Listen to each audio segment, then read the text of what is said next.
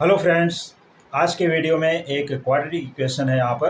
तो इस quadratic equation को जो भी यहाँ पर है x square plus 5x minus 6 equal to 0, इस क्वाड्रेटिक इक्वेशन को हम 3 मेथड से आज सॉल्व करेंगे। तो इसका हम नाम देते हैं 3 in 1। कितने मेथड से? 3 in 1। तो 3 मेथड से सॉल्व करेंगे तो इसका नाम देते हैं इक्वेशन 1 है, लेकिन मेथड हम अप्लाई करेंगे 3। तो आइए इसको हम 3 मेथड कौन कौन से होंगे वो सब मेथड भी बताता हूँ और इसका सोल्यूशन भी दिखाता हूँ, और तीनों मेथड से सॉल्व करके आंसर इक्वल आएगा, सेम टू सेम रहेगा। आइए देखते हैं। तो सबसे पहले मैं यहाँ पर लिखता हूँ quadratic equation x square plus 5x minus 6 equal to 0। जितने भी वर्ग समीकरण है ये सभी वर्ग समीकरण को सॉल्व करने के 3 तरीके होते हैं। उन 3 तरीके में से किसी भी एक तरीके से सॉल्व कर सकते हैं, लेकिन किसको कौन सा तरीका ज़्यादा पसंद आता है, ज़्यादा समझ में आता है, अपने अपने तरीके से सब लोग सॉल्व करते हैं। तो आइए देखते हैं, यहाँ पर तीनों मेथड में दिखा देता हूँ। तो पहले मैं स्टार्ट करता हूँ इसको फैक्टराइजेशन मेथड से। तो यहाँ पर है x square plus 5x minus 6 equal to 0। तो सबसे पहले क्या करना है, इस कांस्टेंट टर्म को यहाँ पर लिखना है -6, और ये देखना है कि एक्स स्क्वायर के साथ कोई नंबर भी है क्या। तो यहाँ पर हमारे पास कोई भी यहाँ नंबर नहीं है 1 को छोड़कर, तो हम यहाँ पर कोई भी नंबर नहीं लिखेंगे। तो क्या करना है, इस -6 को हमें करना है 2 पार्ट्स में ब्रेक करना है। कितने पार्ट्स में? 2 पार्ट्स में ब्रेक करेंगे, और वो 2 पार्ट्स कौन कौन से होंगे वो डिपेंड करेगा मिडल टर्म के ऊपर। हमें लाना है +5। तो +5 किस तरह से आएगा, इसका इंटू करके तो -6 आए, लेकिन उनको अगर हम यहाँ पर सब ये सब्ट्रैक्ट कर दें तो हमें +5 मिलना चाहिए। तो देखते हैं क्या +5 मिलता है। तो 6 एंड -1, 6 1 जा 6, अगर इसको मल्टीप्लाई करोगे तो -6, और यहाँ पर अगर इनको हम सिंप्लीफाई कर दें 6 - 1 या 6 + -1, तो हमें मिल जाता है +5, जो कि यहाँ पर है मिडल टर्म। तो सिर्फ यहाँ नंबर के साथ हमने देख लिया। अब इसके साथ चाहें तो यहाँ एक्स स्क्वायर, यहाँ पर x और यहाँ पर x लिख सकते हैं, बट नॉट रिक्वायर्ड। ऐसा कुछ जरूरी नहीं है कि हम उसको लिखें ही। तो यहाँ पर हो जाएगा एक्स स्क्वायर, और अब इन दोनों टर्म को देखते हैं क्योंकि हम मिडल टर्म को स्प्लिट करेंगे। तो +6x, क्योंकि इसके साथ x अटैच है तो यहाँ भी x लिखना है। आपको अगर कोई डाउट है तो अगर ऐसा लिखना है तो एक्स स्क्वायर लिख सकते हैं, 6x 1x, ध्यान दीजिए कि यहाँ पर अलग है, और ये 5x, इन दोनों को। ये एक तरह से काइट जैसा बनता है, तो इसको काइट रूल भी बोलते हैं। यहाँ पर इसको काइट रूल मान के चलिए, या अदर रूल्स फैक्टराइजेशन। तो हम यहाँ स्प्लिट कर रहे हैं माइनस, अब ये 1x है तो -1x लिख लें, या ओनली x लिखें, both are correct. -6 equal to 0।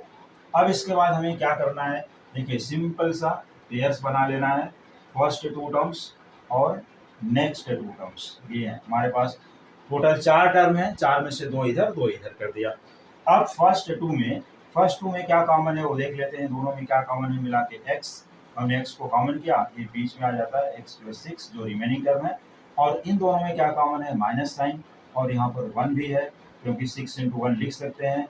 ये हो जाएगा x + 6 इक्वल टू 0। अब ये ब्रैकेट्स दोनों का सेम है, तो यहाँ लिख लेते हैं x + 6, और दूसरा आ जाएगा x - 1, इसको दूसरे ब्रैकेट में लिख लेना है, इक्वल टू 0।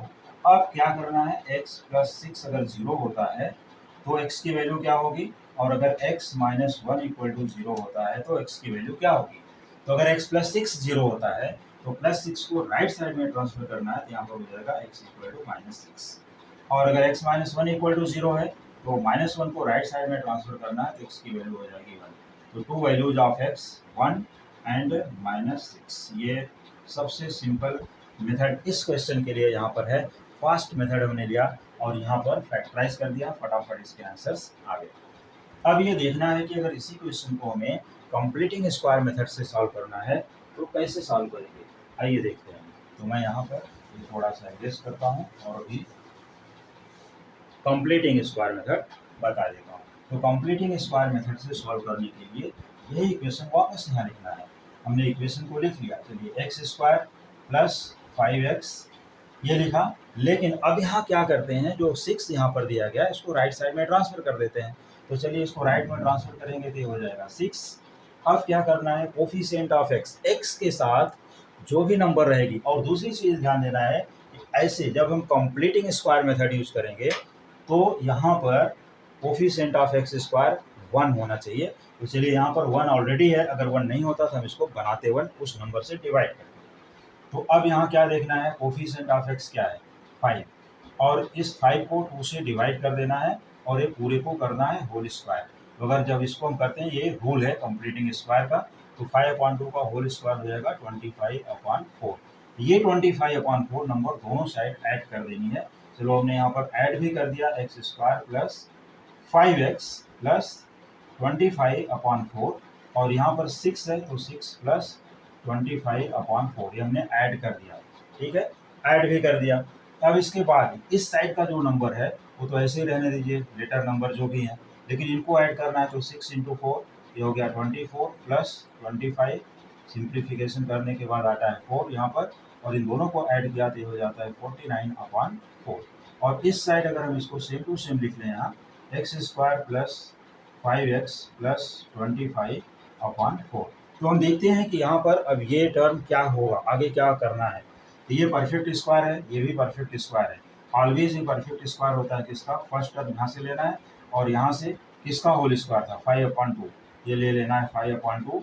और साइन अगर यहाँ बीच में प्लस है तो यहाँ प्लस लिखना है, और अगर माइनस रहेगा तो माइनस लिखना है, और यहाँ कर देना है होल स्क्वायर इक्वल टू ये टर्म किसका होल स्क्वायर है, देखिए 49/2। तो ये टर्म जो बनता है होल स्क्वायर किसका बनेगा, ये प्लस और माइनस दोनों के साथ लिखना पड़ेगा। यहाँ 7 हो गया, 7 का स्क्वायर 49 होता है, और 2 का स्क्वायर होता है 4। तो चलिए हम यहाँ पर ये भी परफेक्ट स्क्वायर में कन्वर्ट कर दिए। अब इसके बाद ये दोनों का whole square term means taking square root, taking square root on both side. तो ये जो स्क्वायर स्क्वायर से निकल जाएंगे, तो यहाँ पर बचेगा x plus 5/2 equal two plus minus 7/2। ये सिंपल आ गया। अब इसके बाद यहाँ पर x की 2 वैल्यूज हमें फाइंड करने हैं, कितने 2, क्योंकि प्लस माइनस है। तो इसको भी जब हम लोग सॉल्व करेंगे इसको यहाँ पर, तो देखिए x प्लस 5/2, तो x प्लस 5/2 इक्वल्स 7/2। पहले हमने पॉजिटिव वैल्यू ले लिया, और ये 5/2 को ट्रांसफर कर दिया उधर, तो x इक्वल टू 7/2 माइनस 5/2, और यहाँ पर x इक्वल टू 7 माइनस 5 ये हो गया 2/2। तो x इक्वल टू 1, एक वैल्यू यहाँ पर मिल गई, और दूसरी वैल्यू हो जाएगी -7/2 के लिए, तो x plus 5/2 equal to -7/2।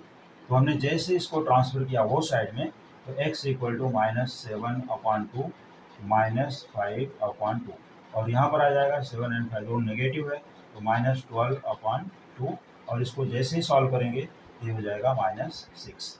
Means x की जो दूसरी वैल्यू है ये है -6। तो हम देखते हैं कि क्या हमारे प्रीवियस मेथड और इन दोनों में मेथड में 1 और -6, तो यहाँ पर भी देखिए 1 और -6 सेम आंसर्स हैं।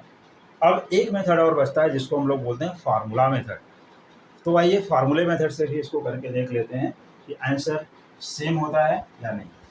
चलिए, हमने बताया है कि 3 in 1 में सॉल्व करना है, 3 मेथड्स एंड 1 क्वेश्चन।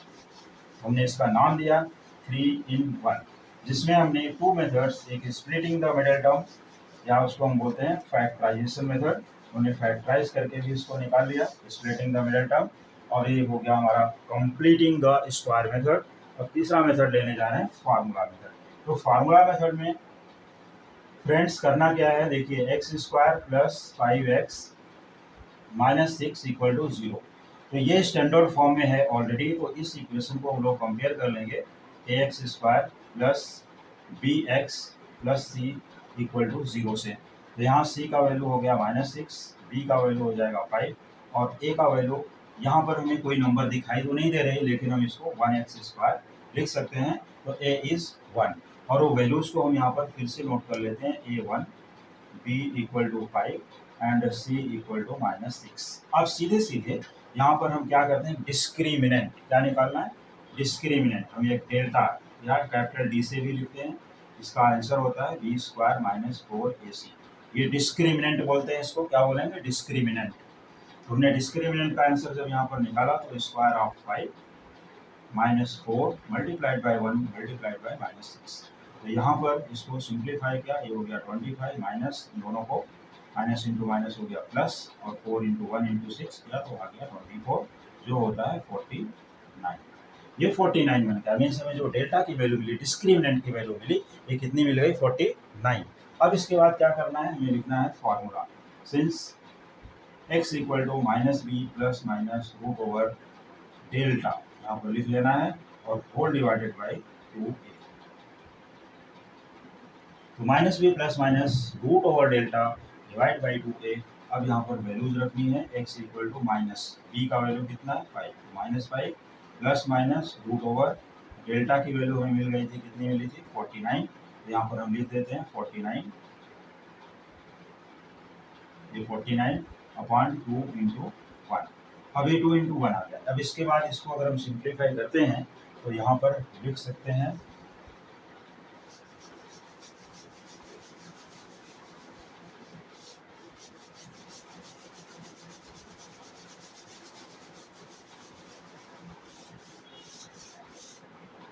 तो यहाँ पर हम लिख लेंगे इसको x इक्वल्स, देख लीजिए यहाँ से, तो x इक्वल्स माइनस 5, ये लिख लिया minus 5 plus minus root over 49, ये हो जाएगा यहाँ पर 7, ऑलरेडी प्लस माइनस है तो फिर से प्लस माइनस लिखने की जरूरत नहीं, यहाँ पर 2।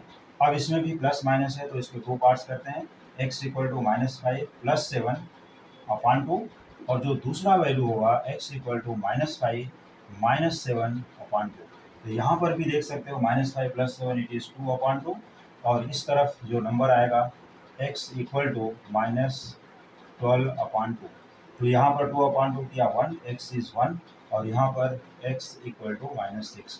तो फिर से देख रहे हैं कि यहाँ पर भी x equal to minus 6 and x equal to 1, जो यहाँ पर वैल्यूज आए हुए थे x equal to 1 and x equal to minus 6। तो सेम वैल्यूज हमें यहाँ पर भी मिल गए, पहले मेथड में भी मिले थे और दूसरे मेथड में भी मिले थे। तो हमारे पास यहाँ पर 3 मेथड्स हो गए, हमने 3 in 1 इस क्वेश्चन को सॉल्व कर दिया। तो बहुत ही अच्छे तरीके से इसको समझ सकते हैं, सॉल्व कर सकते हैं, प्रैक्टिस कर सकते हैं, और पूरा का पूरा जो भी स्टूडेंट इसको देख रहे हैं पूरी की पूरी एक्सरसाइज यहाँ से सॉल्व कर सकते हैं। और अगर कोई भी डाउट है तो मुझे कमेंट करके क्वेश्चन अपना पूछ सकते हैं, उसका सलूशन उनको मिल जाएगा। Thank you so much.